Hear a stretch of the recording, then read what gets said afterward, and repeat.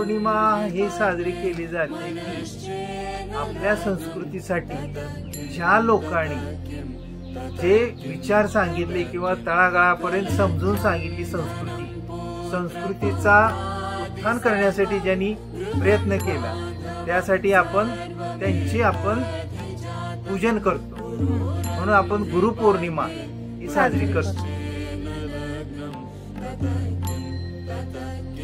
पौर्णिमेला है व्यास पौर्णिमा म्हणूनही संबोधले जाते।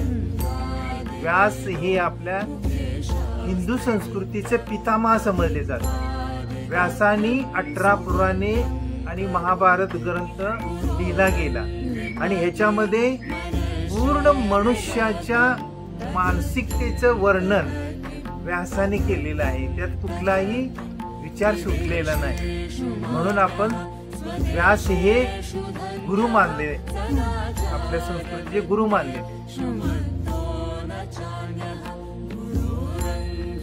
गुरु म्हणजे जशी आता ही एक निर्जीव वस्तू आहे, ती मी तुला देतो, तसंच मनुष्याला दीनहीन लाचार असे जे मनुष्याचं जीवन असतं त्याला देवत्वाकडे पाठवण्यासाठी, म्हणजे विन्मुख झालेला मनुष्य देवाकडे त्याला नेण्यासाठी, देवाकडे म्हणजे मोक्षाकडे नेण्यासाठी किंवा जीवन उंच करण्यासाठी किंवा जीवनाचा विकास करण्यासाठी ज्याची आवश्यकता लागते, त्याच्याकडून आवश्यकता भासते, तो व्यक्ती म्हणजेच गुरु।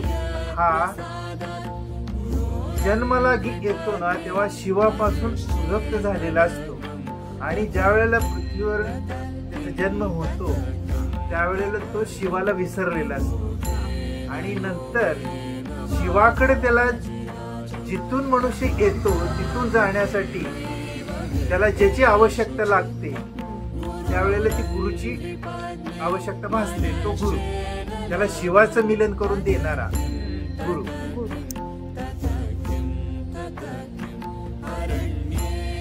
गुरु हा लघु नसला पाहिजे, छोटा, म्हणजे एक मनुष्याचं संकल्प मोठा असला पाहिजे। मला सत्याकडे जायचं, सत्य म्हणजे भगवंताचा विचार, भगवंताचा संकल्प तिकडे घेऊन जाणारा गुरु। ते गुरु हा स्वतःच्या त्या गुरुच्या जीवनातूनच आपल्याला कळते की हा त्याचं जीवन आहे ना, त्याची प्रेरणा आपल्याला मिळते। गुरु तसा वागतो, राहतो, त्यावेळेला मनुष्याला समजायचं की हा मोठा आपल्याला गुरु नाही भेटला तर आपल्याला कृष्ण वंदे जगद्गुरु, कृष्णाला गुरु मानलं पाहिजे, कारण कृष्णाने गीता दिली आणि गीतेप्रमाणे मनुष्याला जीवन जगण्याचा मार्ग दाखवला, म्हणून आपण कृष्णाला जगद्गुरु गुरु म्हणतो आपण, म्हणून कृष्णच आपले गुरु। म्हणून आपण गुरुपौर्णिमा म्हणजे व्यास पौर्णिमा, परत कृष्णाचे विचार घेऊन झोपडीमध्ये जाऊन विचार घेऊन जाणारा जो असतो त्यालाच खरं गुरुपौर्णिमा साजरी केली असं म्हणू शकतो।